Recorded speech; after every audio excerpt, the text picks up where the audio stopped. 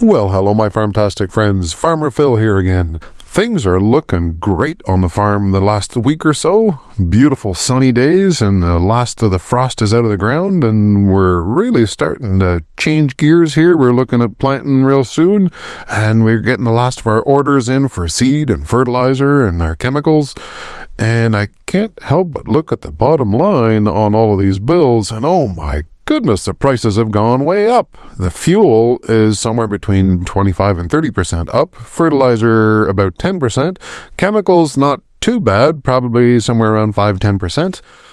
It's just going up and up and up. You go to the farm dealer for any parts and it's costing you minimum $1,000 for any little part. So that being said, this week's Farm to Food podcast, all about global disruptions and local impact. It sounds a little ominous, but trust me, folks, it is something to take into consideration, and the situation we're in is something to take very, very seriously.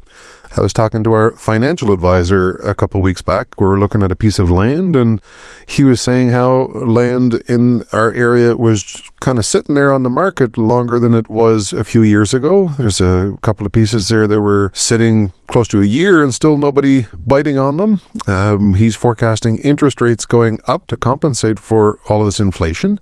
We're also forecasting lower commodity prices because of all the significant subsidies happening south of the border. And yet all of our inputs, the cost is going up and up and up. So there's going to be some serious pencil sharpening having to happen. We're going to have to get a whole lot more efficient, and some hard decisions to be made as well, and likely some foreclosures on farms going around the countryside as well. So without further ado, this week's Farm to Food podcast. Enjoy.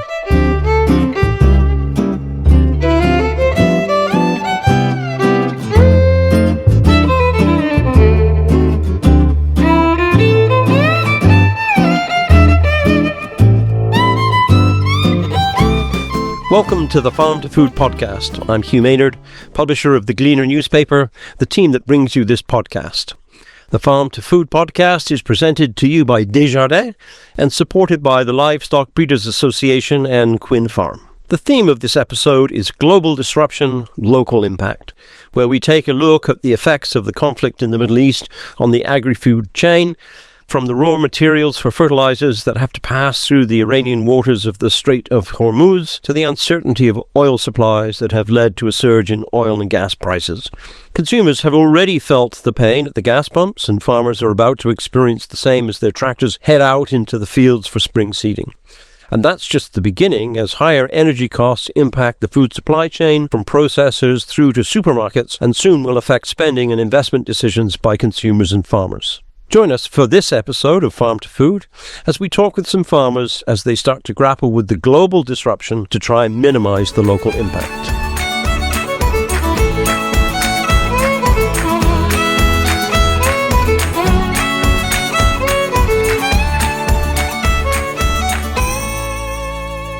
We are doing a survey about food prices. Would you like to comment on what you've noticed and how that has affected your shopping and eating habits since the war has started in Iran?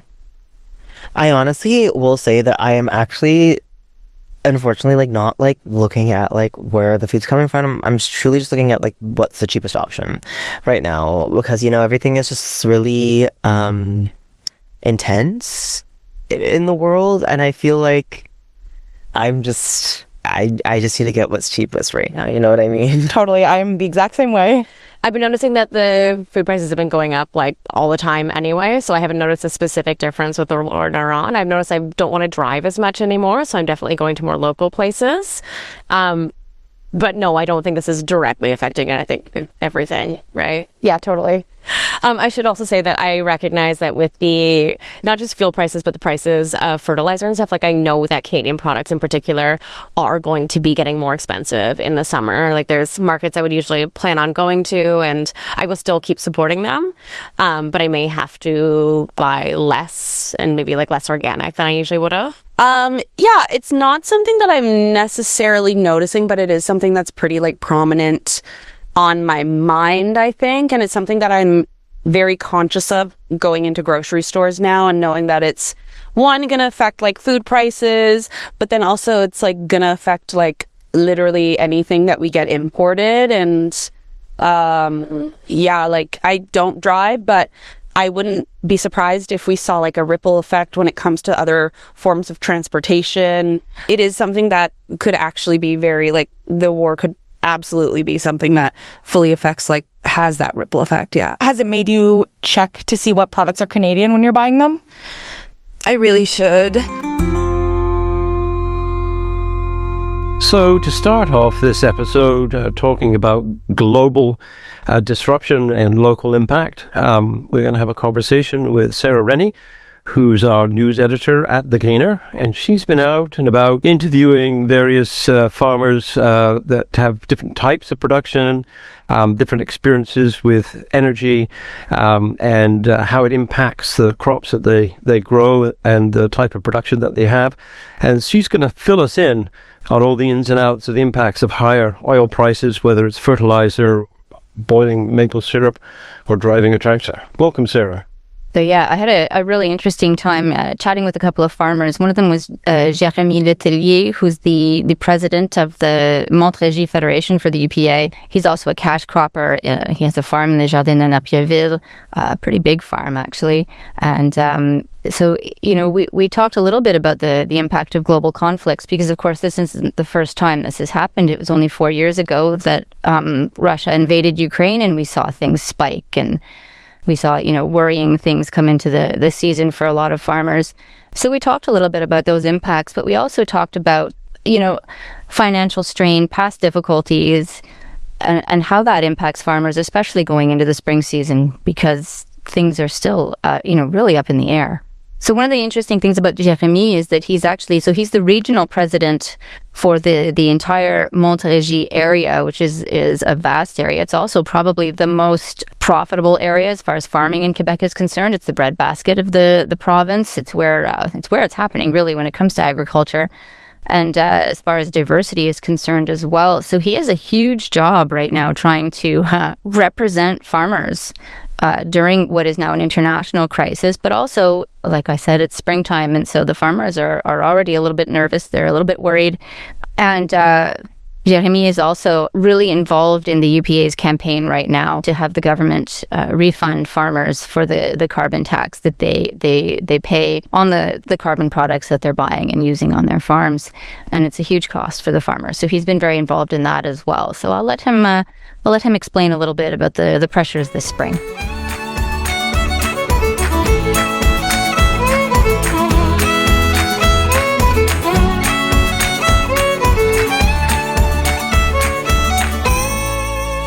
Here with Jérémie Letellier, who is the president of the Regional Federation of the Fédération de l'UPA de la Montérégie, and he is the owner of the Ferme Letellier, which is in the Desjardins and Napierville MRC, but in Napierville, where he mostly does cash cropping. So you are an obvious expert, I think, to talk to us a little bit about what's happening right now internationally, but also locally, because it's spring, and spring in general is a stressful time for farmers, I think. No.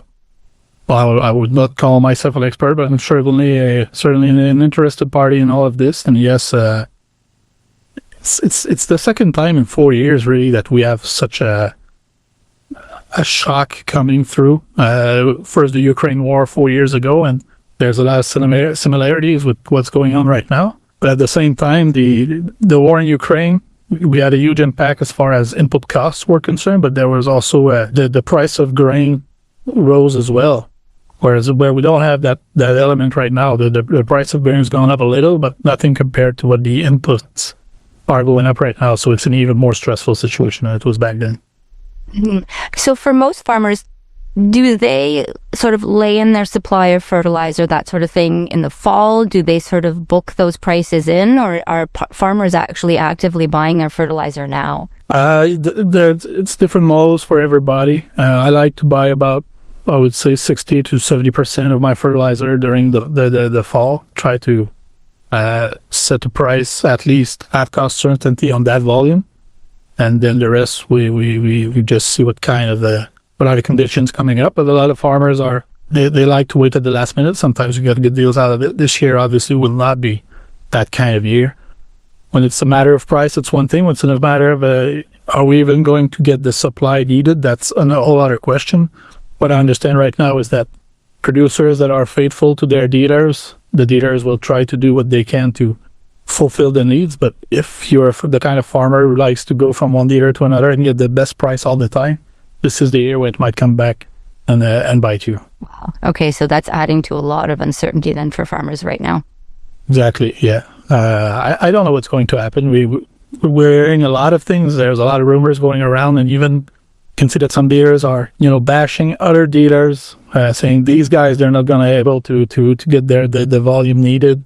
You don't know what to believe. But I think worst case scenario, you might see a big transfer of corn production to soybeans production, because soybeans obviously doesn't need that much fertilizers compared to corn. But I don't know. People don't like to mess with their rotation too much. So I think a lot of farmers will try to go. They're ready to go a lot of length to keep their rotation the way they're going, but you have to be able to get your inputs as well. Well, and of course, last year was such a delayed season that a lot of people were switching their rotation around last year too, just because it was so wet. They weren't able to get onto their fields necessarily in time to be planting corn again. So it's, I mean, a stressful start to the season compounded by weather. It must be an anxious time. It is. That's a great point you're making, Sarah. And the other thing is that last year, as you said, difficult spring. There was drought during the summer. A lot of producers did not have a good year. It was, yield-wise, it was a difficult situation. There might be some kind of a shortage of cash available for a lot of farmers at a time where fertilizer costs and diesel costs will be at an all-time high. So that might trigger some difficult decisions as well. And I guess, farmers aren't necessarily seeing those oil costs going up, the diesel expenses going up quite so high just yet, because they're not filling their tractors. But that's coming, and it's coming very soon. And we're getting extremely mixed messages as far as, when this war might end, if this war is going to end, whether the strait is going to open, and whether this is going to have any kind of a positive impact on oil prices here. What is that like?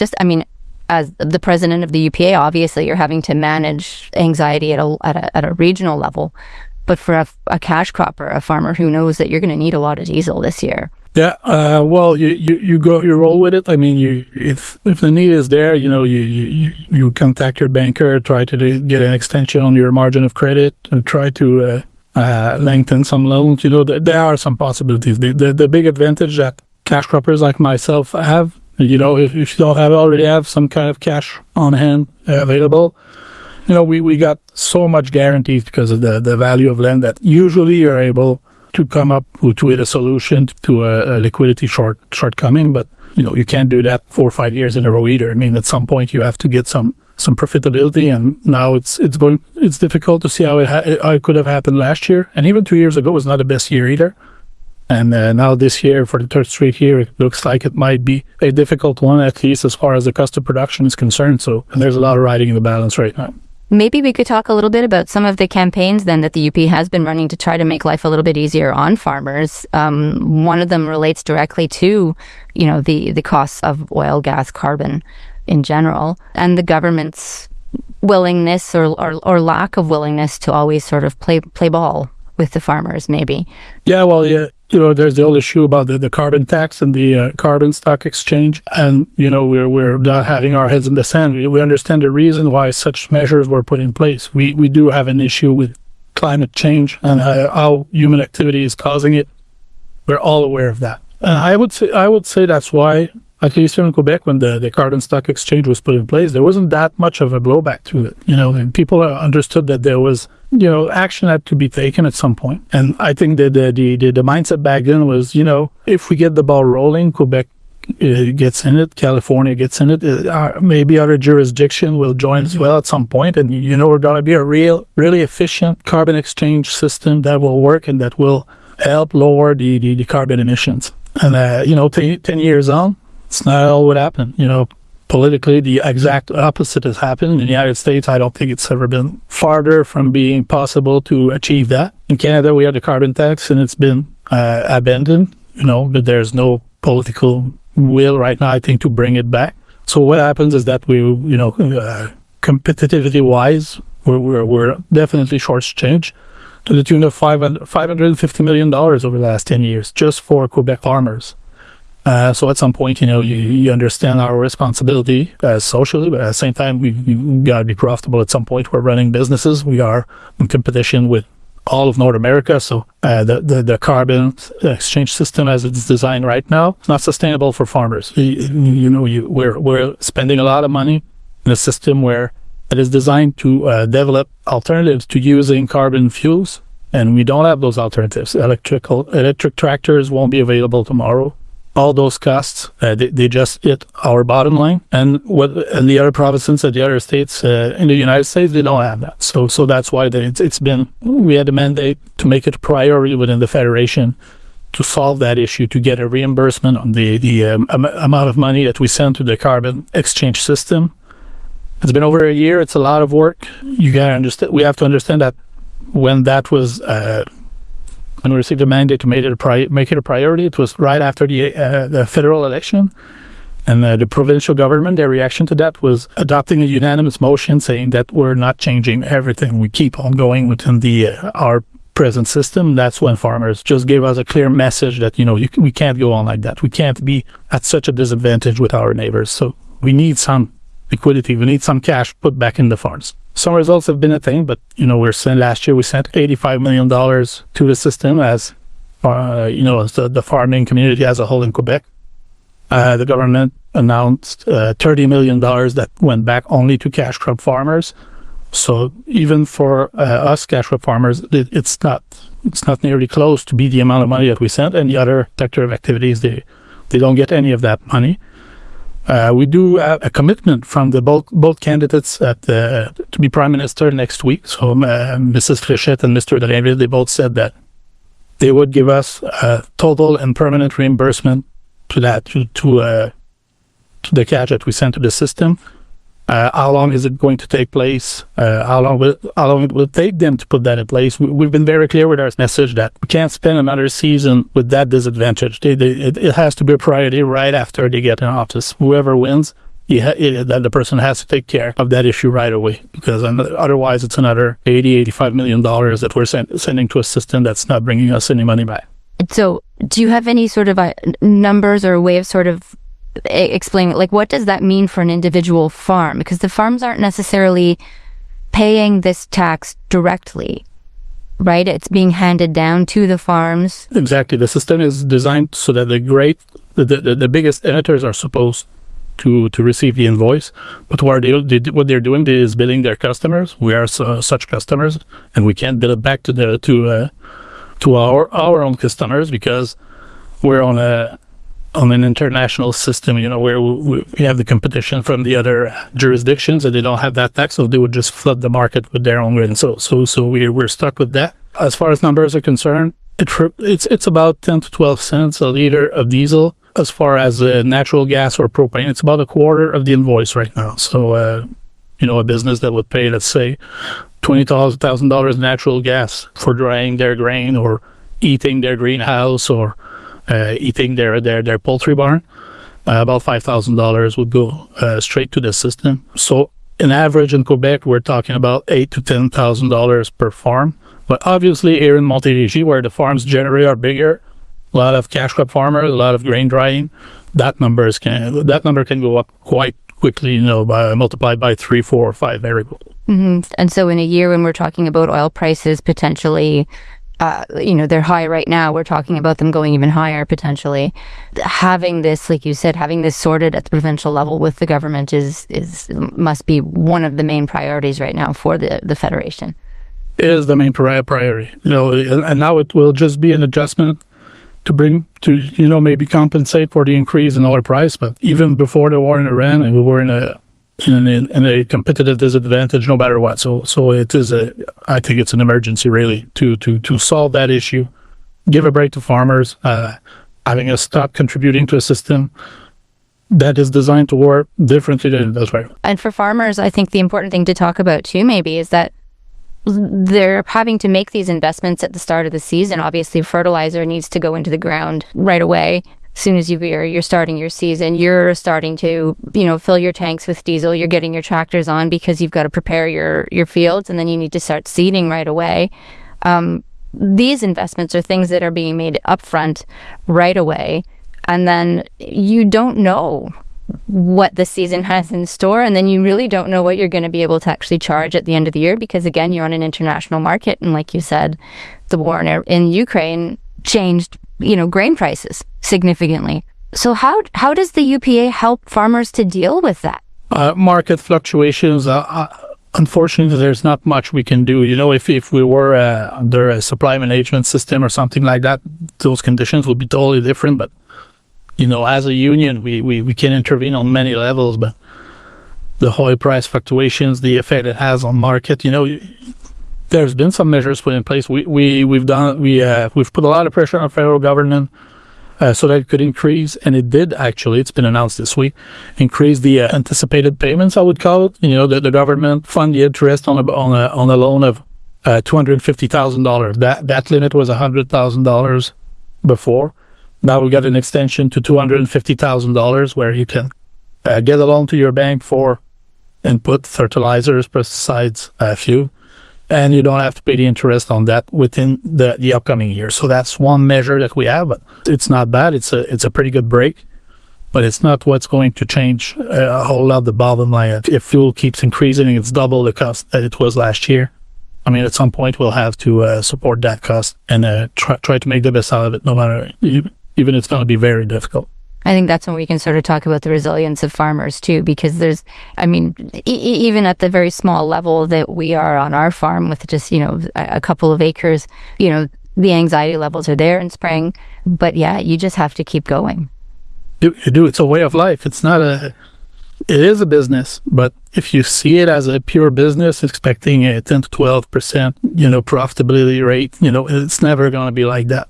You might have that one good year out of 10 that you almost have to rein in your expenses no matter what, even if there are needs everywhere on your farm, because you have to keep in mind that 2 or 3 years from now, it's not going to be like that anymore, and you better have some reserves on you. And that's for an established farm. When it's a farm that's just getting going, that's not even 5 or 10 years old, how do you do that? You don't have those kind of assets that make you, that help you go through a tough situation. So, it's a stressful situation. It's a stressful situation for my farm, but I'm one of the lucky ones. My dad was there before me. We got a good transfer situation for a farm that's trying to establish itself. That's an order of magnitude tougher than it is for the others. And so I imagine younger farmers too, who are looking at, the last few years, like you said, the last few years have been complicated. They've been difficult. There are so many positive and wonderful things about farming. Yeah, that's, my son is 16. He's going to McDonald College next year. He's beginning, so.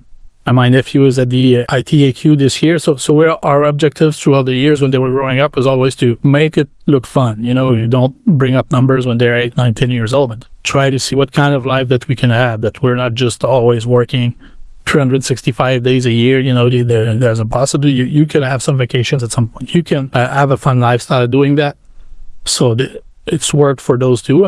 So far they look interested coming back to the farms, but at the same time, since a couple of years, we've been saying to them, you got to manage, you got to learn how to count, and you have to understand that numbers matter. They're very important on a farm. You can't just be thinking, I'm going to get the biggest tractor and the newest equipment, and I'm going to be so much more productive. It doesn't work like that. You have to manage on you have to be much more focused about managing every single expense account on your farm.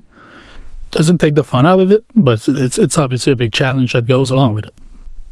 No, budgeting's no fun for anybody. Some like it, but oftentimes it's not a usual combo to have somebody who's likes working with tractors and mechanic and working in the fields, and at the same time being in the office calling 12 suppliers to get the best price. Obviously, it's not a reflex that everybody has. Mm-hmm. It's an interesting. It must sort of be an interesting moment in agriculture right now, because we're starting to see so many changes come in with technology, so many influences. There's drone seeding now. There's the GPS systems that are being used now for seeding and for even just looking at your soil and those sorts of things. And then we have something that happens and it's so far away. You know, for most people, it's hard to imagine just how far away Iran actually is.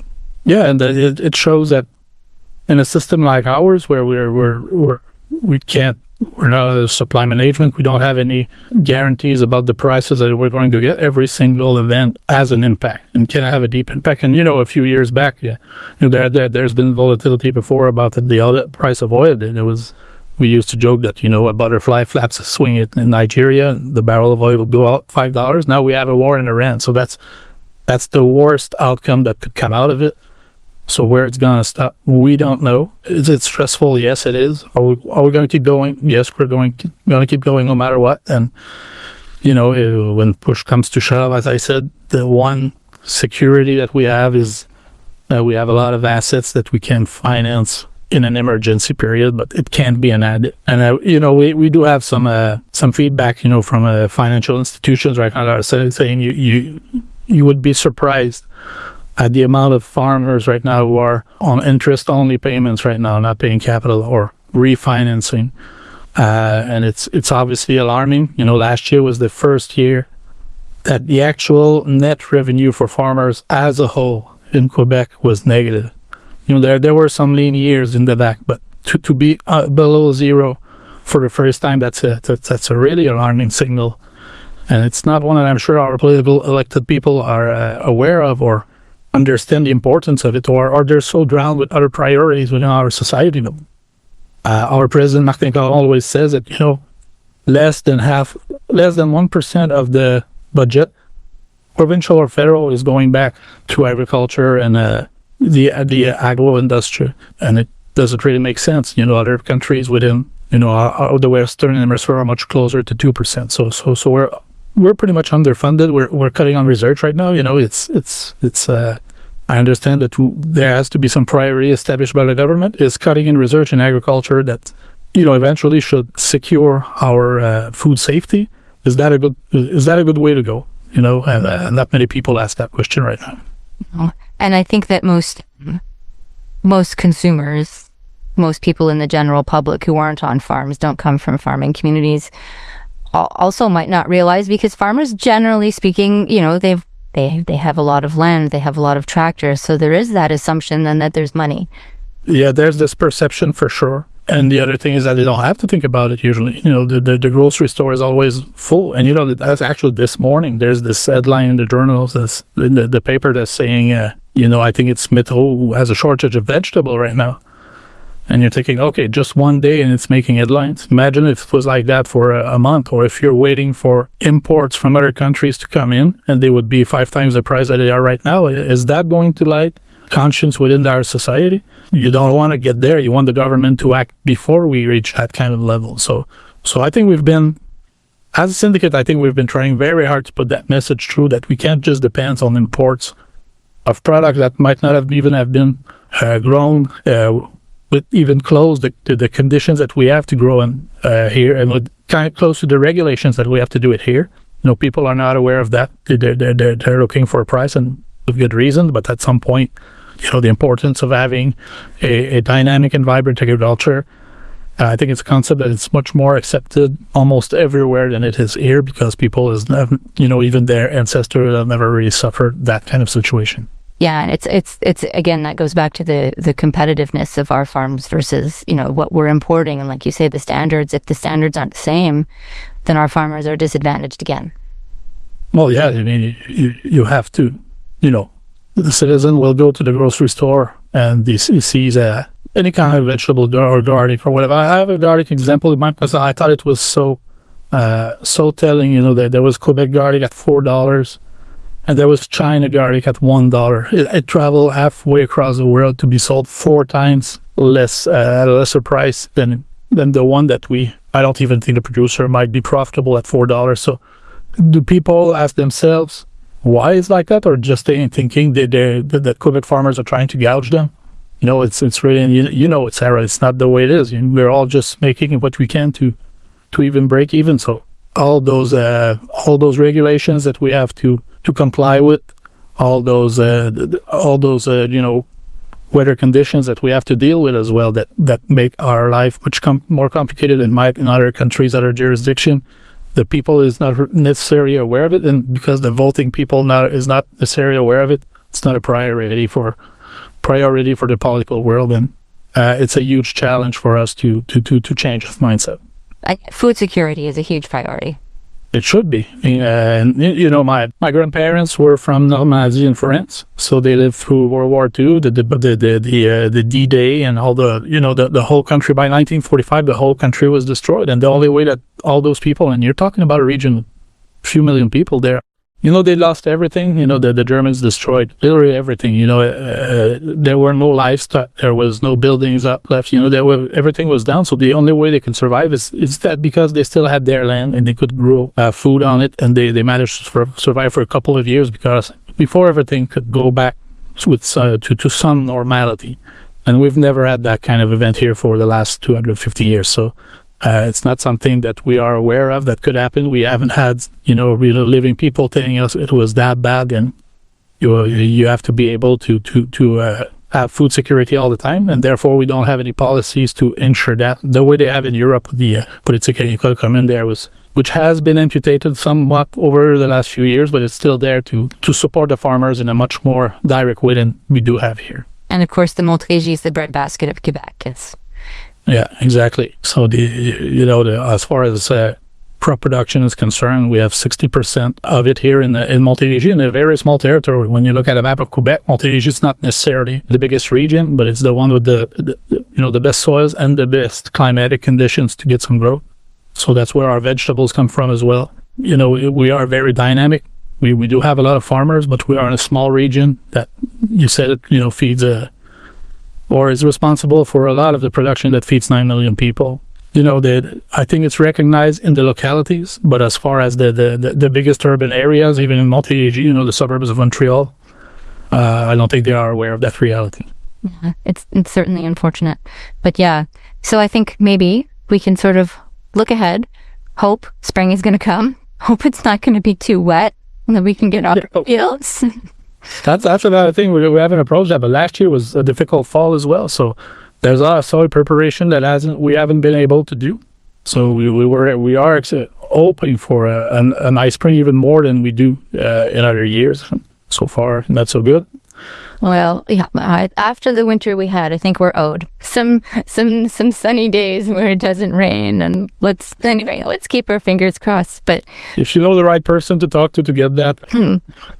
Yeah, no, I think I'd be the most popular person in Quebec if I you make the weather change. So, but anyway, thank you so much for this. It's been a lot of fun. It's great to talk with you. Well, thank you for having me. So that was the point of view from Jérémie Letellier, who's the president of the Union des Producteurs Agricoles in the Montérégie region, and also a cash cropper. And by cash cropper, we mean someone corn, wheat, and soybeans as a commodity. And so now we're going to move on to looking at other types of farms, and in particular, smaller alternate productions like organic and low input. And Sarah has been having some conversations with a farm just west of Montreal in Les Cèdres that's been doing some innovative things. Yes, I was very fortunate that I was able to catch Reid Alloway, who is sort of he's the handyman at the Ferme Tourne-Sol, which is in Les Cèdres. They are a really interesting community-supported market garden, 100% organic, and they've been at this for many, many years, over 20 years, and they've really worked incredibly hard to just build resilience into their farm, but market insulation as well. So they've been doing a lot of work to reduce their dependence on oil and gas. So Reid, luckily, likes to tinker, and he's really good with small engines. So he's been able to convert a lot of their machinery, a lot of their weeders, their small tractors, two-wheeled tractors, into fully electric implements for the farm. And it has really helped. Certainly, it helps to buffer them in a situation like this year. But at the same time, they are dealing with the same thing that all small market gardeners are dealing with, and that is transport. And so the other thing that's really interesting about this farm is that they tried to really reduce their footprint when it comes to transport. And so they have one of the very first fully electric delivery vans that was created, and they crowdfunded to get that. And it's a really interesting and quite a powerful story, and really empowering for the rest of us small market gardeners to know that there's things that we can also be doing. So they are certainly people to watch at Tourne-Sol. And so I'll let Reid explain a little bit more about what they've been doing over the last 15-20 years.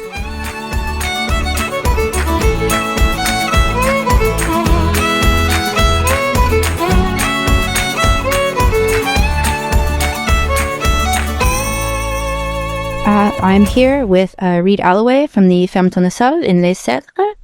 He's known kind of as the handyman at the farm, and we're going to have a quick chat about oil and spring. Hello. Hello. So how is spring going for you guys? It's not been an easy one. Well, it's slow, but we're now 20 years into running this farm, and I'm finally coming around to the fact that March is not part of spring. March is part of winter, and you can fool yourself all you like, but it doesn't care. So you better off to just accept that March is going to be wintry on and off until the very end, and then hope for better weather in April. But still, spring is the time of year when hope springs eternal, and you haven't made any crucial mistakes yet, and the possibility of perfect weed control and exceptional yields and trouble-free systems, these are all still possibilities in March and April. So it's a time of optimism when reality is still a distant and ignored possibility. Yes, that is very optimistic. I guess this spring has also been a little bit interesting because we have seen some things that might have ramped up anxiety a little bit more, just as far as international affairs are concerned. But maybe we can talk a little bit about how that's potentially impacting the farm as far as, another war in the Middle East, oil prices are concerned, Strait of Hormuz that is making fertilizer deliveries very difficult, those sorts of things. And maybe we can talk a little bit then about how that's not necessarily such an impact on this kind of farm. Yeah, so our farm is a relatively small but very busy farm. We employ almost 20 people, but we only operate on about 15 acres total. And we've done a lot of things over the years to try to make the farm more resilient. And so we're not immune to the kind of problems buffeting the agricultural economy this year in particular, but we're a little bit insulated primarily by our marketing arrangement, which is direct consumer marketing through weekly vegetable subscription service, often called CSA, or Community Supported Agriculture. And that plus our farm's seed enterprise, which also sells primarily direct to consumers. And by having these relationships with local families, we're, to a degree, we're kind of protecting ourselves from market fluctuations, but we're also significantly, in a year like this, we're protecting them, because we set our pricing for this year's vegetables and seeds 6 or more months ago. And as such, when prices for either commodities or grocery store prices for vegetables or seeds go up, they typically aren't reflected in our prices rapidly. And folks who have made the decision to buy from our farm can sometimes end up with a dramatic cost savings annually, because they're basically getting what we thought was the fair price for it last year. And we're also trying to keep the farm stable and then pass on the savings to local families, because that's our mission, is to serve them and feed them, not necessarily to buy and turn inputs into outputs. But speaking of, inputs, that sort of thing, you guys do have certain things that are running on oil, that sort of thing on the farm, greenhouses, some tractors. But you've also done a lot of work to kind of move yourselves away from a dependence on oil and gas. Can we talk about that a little bit?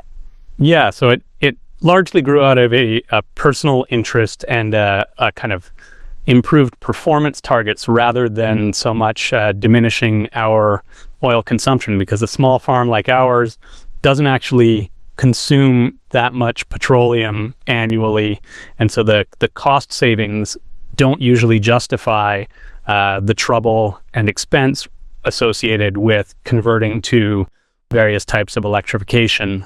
For instance, for greenhouse heat, we have a small seedling greenhouse, but we've always done our best to organize our planting calendar and build insulated germination chambers within and optimize our heating schedule to use the least amount of energy possible. And we've saved so much energy in those regards that it hasn't actually been worth switching away from the oil furnace, which is our forced air heating system for that greenhouse.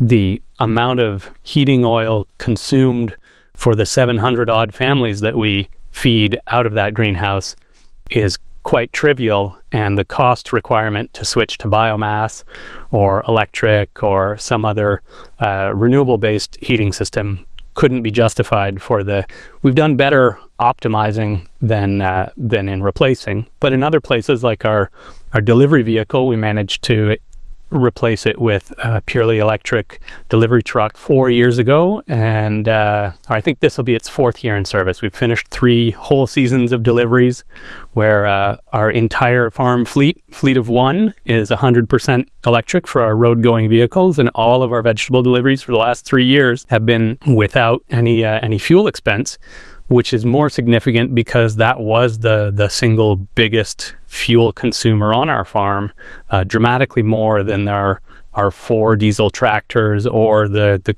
little bit of heating that we have to do in that seedling greenhouse, even after all of our optimization. So maybe we can talk a little bit more about the electric, because of course that was incredibly innovative. 4 years ago, there weren't very many delivery trucks that were electric, I'm assuming, and I think you guys ran a campaign around trying to get this.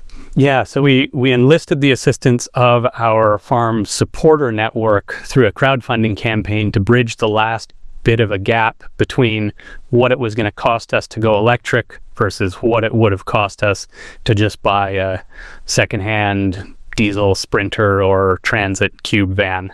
And as such, it didn't have to come out of our payroll and operating budget, and we were able to switch to electric at a time when it was less straightforward. In 2018, we started planning how we were going to move to our next vehicle being purely electric, knowing that the technology was plenty mature, but there had been a handful of delivery van makers and light truck manufacturers who had gotten started, but the market was never mature enough for them to survive, so they had all gone bankrupt one by one. And we were fortunate to find a retrofit company in Varennes, Quebec, called Ecotuned Automobile, which has since been large. Now a controlling stake in Ecotuned is owned by Desjardins they're using the same drivetrain that our truck runs, or a new version of it, to run 15 passenger school buses and 20 passenger school buses on a Ford E450 chassis. And so that's the bulk of Ecotuned's business, but they started out offering conversion services and bolt in like full conversion kits for E and F series Ford trucks, and we convinced them to do one for us with a little bit of arm twisting. But Andy was really sweet about it. He said it's really fun to talk to someone who's actually engaged, who wants to like operate the truck herself, run it as their own vehicle rather than just talking to accountants who are looking for a PR campaign win. So we had a really nice relationship working with them, and then through the support of our CSA members and friends and other folks who found this an inspiring initiative, we were able to crowdfund about the last $20,000 so that it didn't have to come out of our salaries or our staff, and we were able to make that change and kind of try to lead by doing and provide a demonstration that this part of the transition was possible. Like, if it's possible for a small organic vegetable farm that really has zero R&D budget and minimal margins on everything, if we can do it, other people should be able to move away from their diesel and gas powered delivery vehicles. And like you said, that really was, like, as far as footprint is concerned, transport for your farm really was sort of the biggest. Yeah, I think that moving from converting the truck, I think it was basically halved our carbon footprint for the farm, and it was obviously the first place that we should put our energies in terms of decarbonizing, and it also means that we're completely immune to price hikes for fuel for the single biggest consumer. We pay for electricity. The rates tend to be a little bit more stable for obvious reasons, and it's been a significant cost savings in that regard. I don't think we do enough kilometers in the year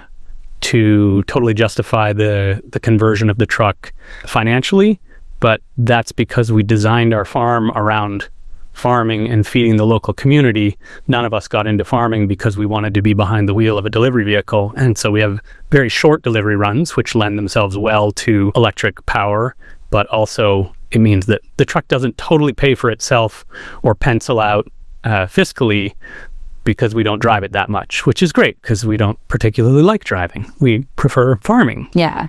And I remember when it was first developed and it was just sort of, you guys were just talking about it and starting to talk about it. It really was innovative in the sense that there weren't a lot of farms that were pushing for this kind of development. Like you said, now we've seen it. It's part of the law. School buses now have to be electric, these sorts of things. So I think we'll see it maybe develop faster. Yeah, well, nowadays you can go to a Ford dealer and say, hey, I want to buy an electric Transit cube van, and they'll say, sure, I'll just order you one. It'll probably be 3 months, whereas that wasn't the case when we started this, and it was exciting enough and innovative enough that we were surprised to find among our funders for the crowdfunding campaign a bunch of our peers who run vegetable farms who really don't have money to give to crowdfunding campaigns, but who were so excited about the prospect of one of us switching to battery electric delivery that they were donating to our crowdfunding campaign to encourage us, because we've all been keen to see progress made in this vein. Yeah, I've heard about a couple of other farms that were, sort of running their delivery vans on vegetable oil at some point, recycled vegetable oil, those kinds of things. So I think it is certainly part of this.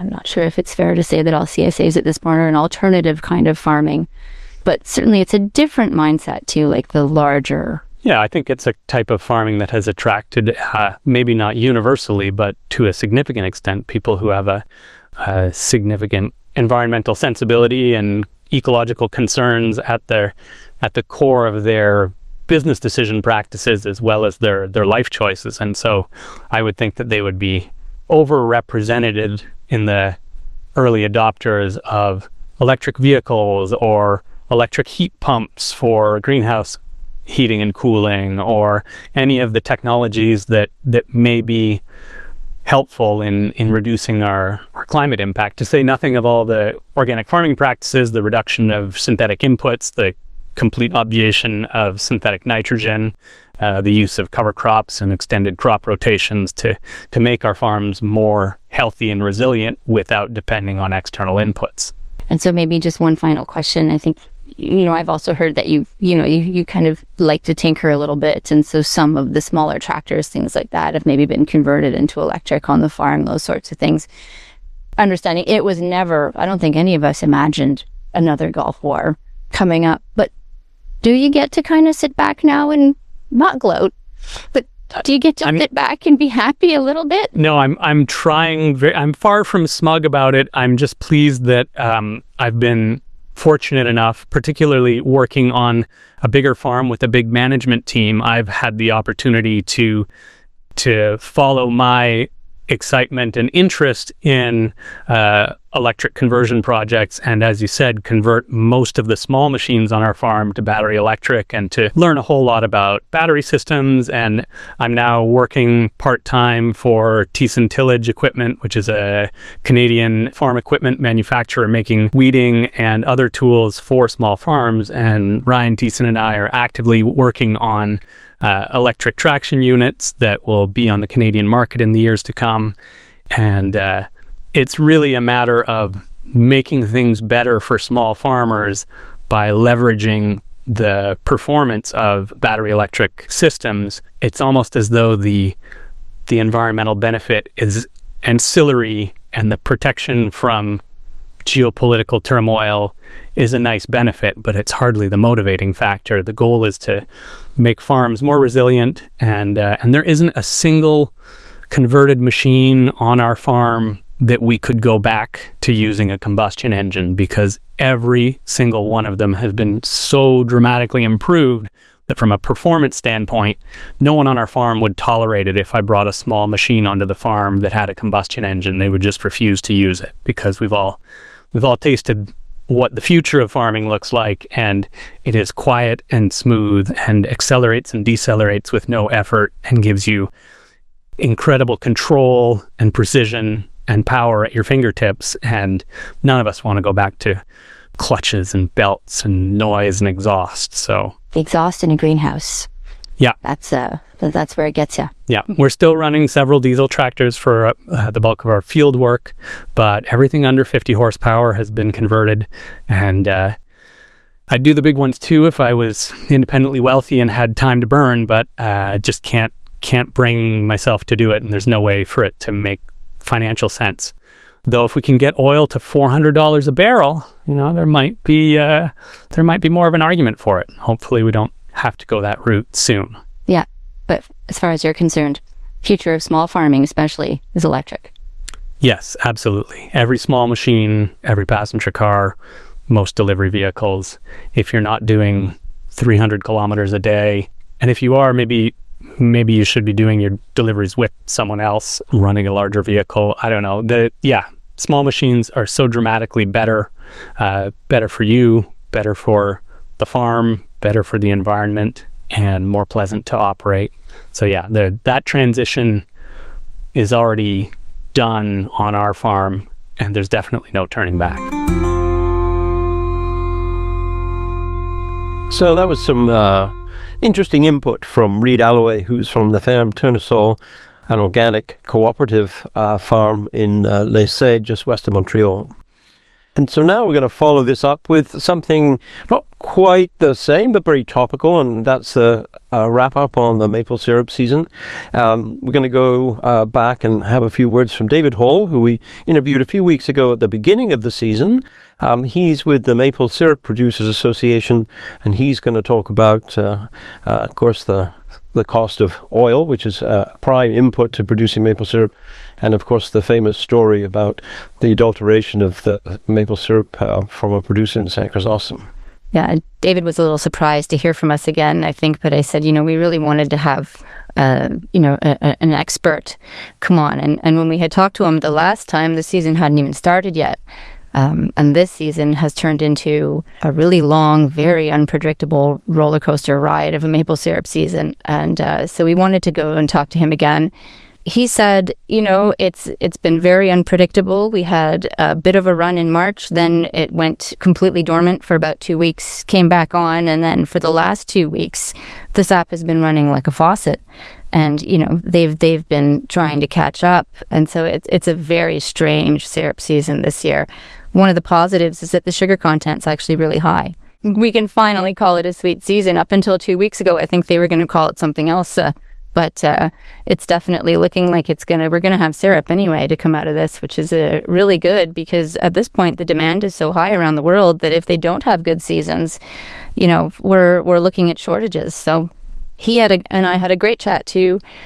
I didn't realize so many maple syrup producers are still using oil-fired evaporators. And so we talked a little bit about the costs this season that are coming into production.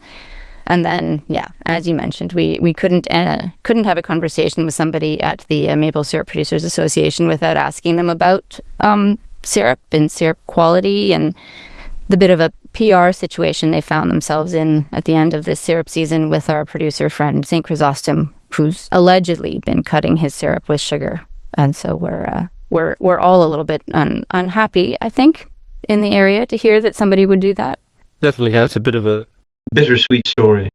Mm-hmm. Yeah, it leaves a bit of an icky taste anyway in your mouth, for sure. So here's David, and I'll let him chat a little bit more about this season and some of the complications that have come into it.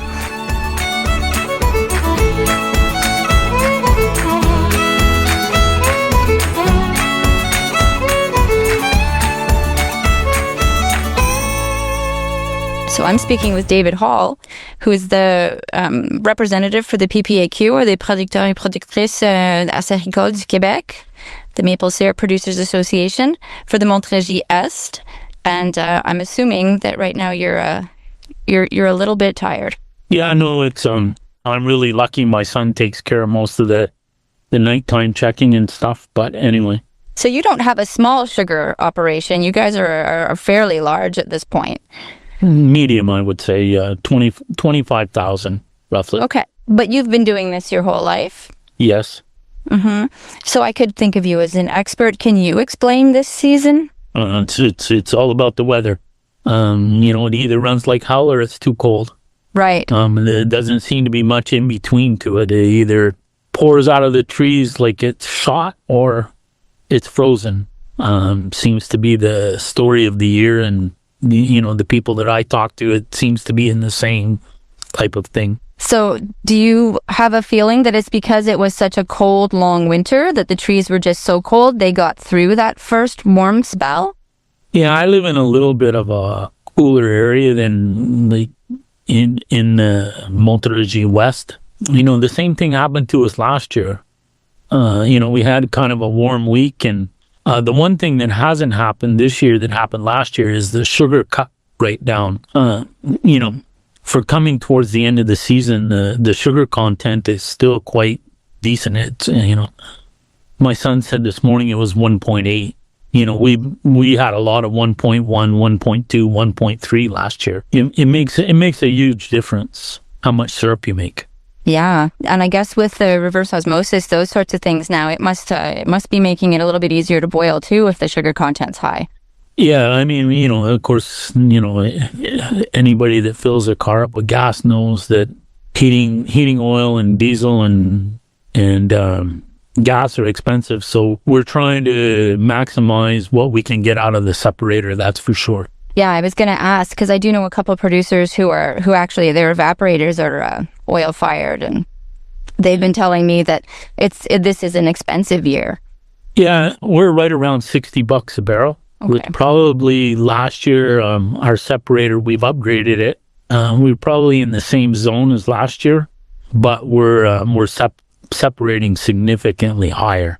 So it's just pure math. Whatever your sugar content is, you divide into 86, and so the higher your sugar content, the less gallons of concentrate it takes to make a gallon of syrup.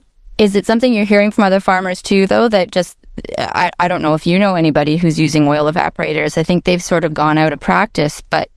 50% of the syrup in Quebec is made with oil. Wow. I had no idea it was that high. Yeah.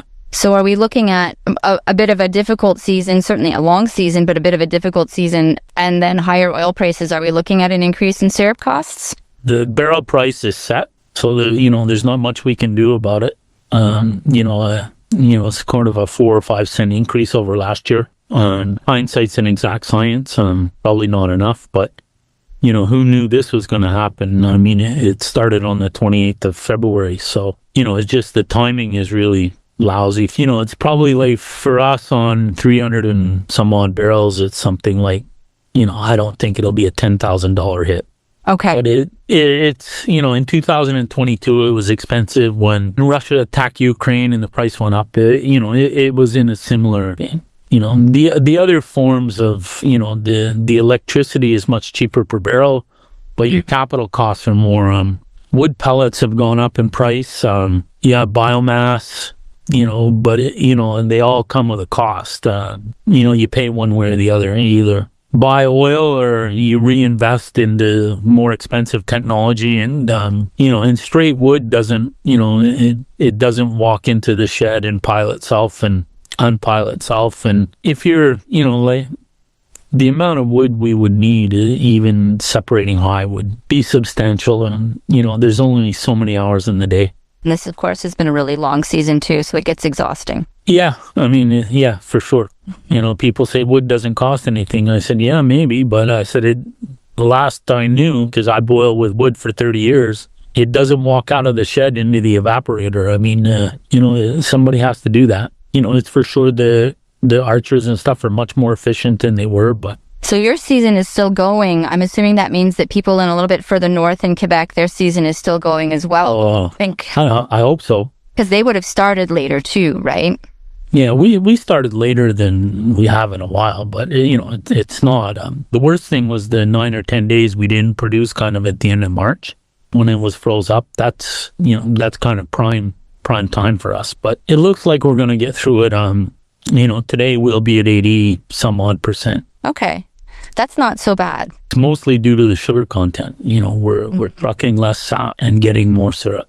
And it's still running really well. So people here said it started to cloud up at this point. The demand for the darker syrup is substantial. And, we're going to make it until it doesn't go through the filter press. There's demand for all types of maple syrup. And it seems to be getting larger all the time. Demand for industrial grades, ham, bacon, beer, as some type of organic or a natural sweetener, whereas the color is much less important. Right. So I guess we could say an interesting transition then to a bit of a different subject, but there is demand for the darker syrups, those sorts of things, but we've now learned there's really not any demand for sort of bogus or fake syrup in Quebec. I sure as hell hope not. It's, the sooner they put that guy in jail, the better.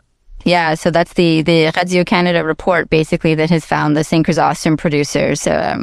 Steve Bordeaux has been, I guess we can say, allegedly, he's cutting his syrup with sugar. Well, anyway, he's been accused of it. Mm-hmm. That's right. I guess everybody, and I'm not trying to lighten it or anything, everybody is innocent until proven guilty, but it sure seems that from what I read and hear, there's something going on.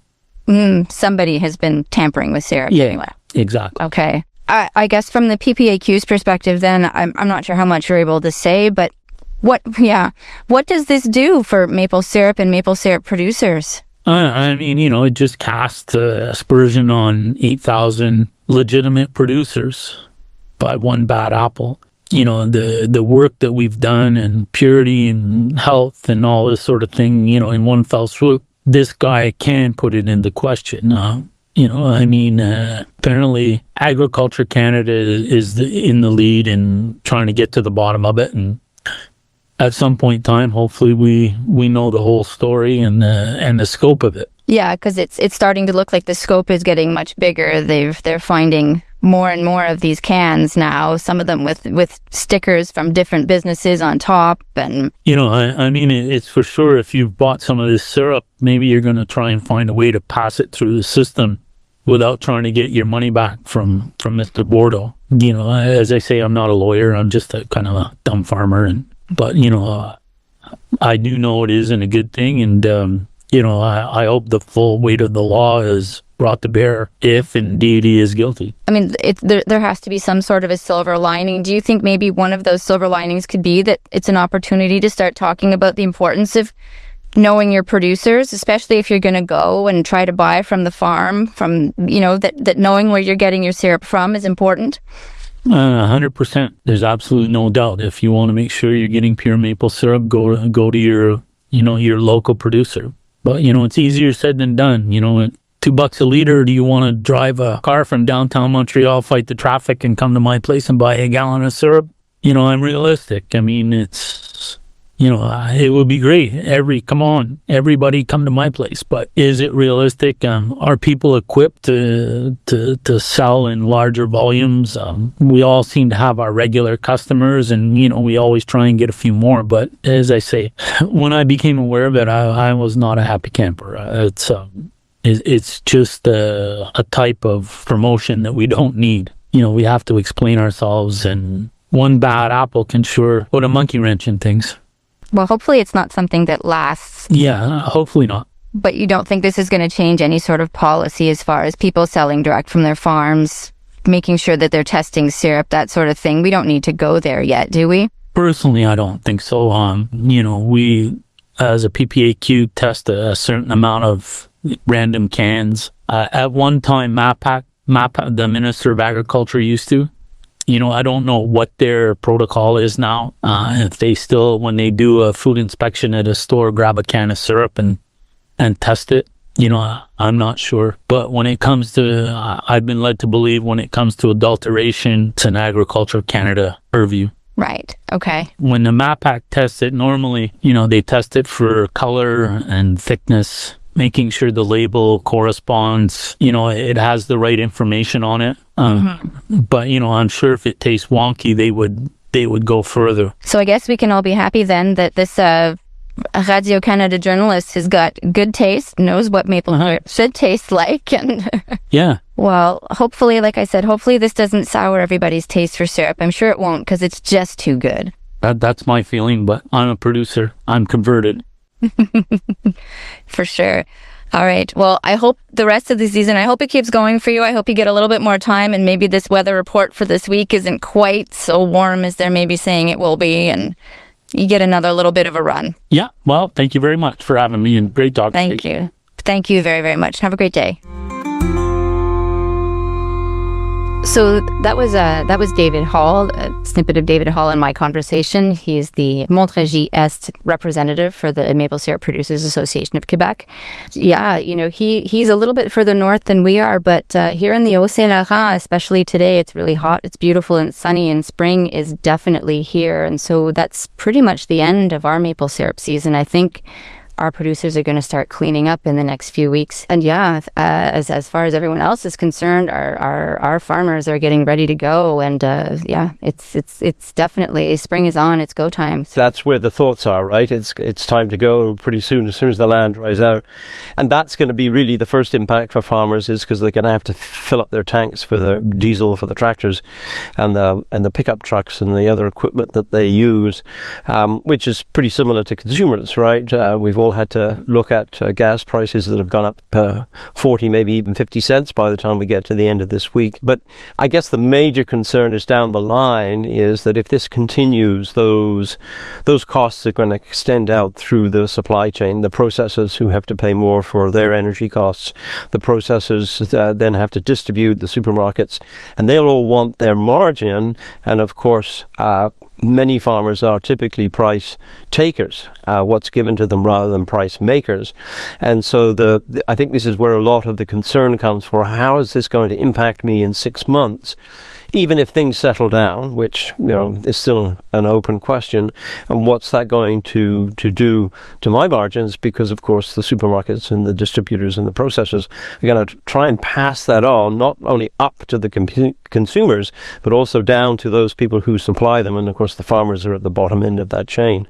So there's still a long way to go in this discussion and the impacts, and I suppose God forbid that it continues longer, such that it extends out into fertilizer prices next year, right? Which generally it's in October, November when farmers start to book in on those supplies. But we're fairly lucky. If you're a farmer in Australia, you're not only looking at higher prices, you're looking at lack of supply, because most of their oil comes through the Strait of Hormuz, whereas most of our oil comes from North America. So there's still a long way to go in this story, and all we can hope for is that the weather is going to be fantastic. Well, and on that note, they're saying that we might be in for a kind of a very hot, dry summer with a wicked El Nino. So I think spring is a time that we can all be a little bit hopeful. So maybe that's what we need going into this season, is just a little bit of hope. All right, let's close on that hopeful note. There we go. Thank you for joining us for the latest episode of the Farm to Food podcast, presented to you by Desjardins. We will have lots more about farming and all things agri-food in the coming weeks, and we'd like to thank our partners for helping bring this initiative to life: the Livestock Breeders Association in Ormstown and Queen Farm in Notre-Dame-de-Ipereau for promotional support. This program is also made possible by the volunteer directors on the board of the Chateauguay Valley Community Information Services, non-profit social enterprise with charitable status. So please support these efforts by making a tax-deductible donation at farmtofood.ca. The Farm to Food podcast has been made possible by the hard work and creative effort of the following people at The Gleaner: Hugh Maynard, publisher; Jackie Rourke, associate publisher; Sarah Rennie, news editor; Chantal Hortop, managing editor; Erica Taylor, copy editor; Stacey Pennington, audio production; Diana Chicky, sales and marketing; José Menard, office manager; Gail Elliott, administration; and myself, Callan Forrester, reporter. And, of course, Farmer Phil. He'll be back in 2 weeks as part of our bi-weekly Farm to Food podcast with lots of interesting stories on the journey of food from the land to the kitchen table. Thanks for listening, and we appreciate your support for local journalism at farmtofood.ca.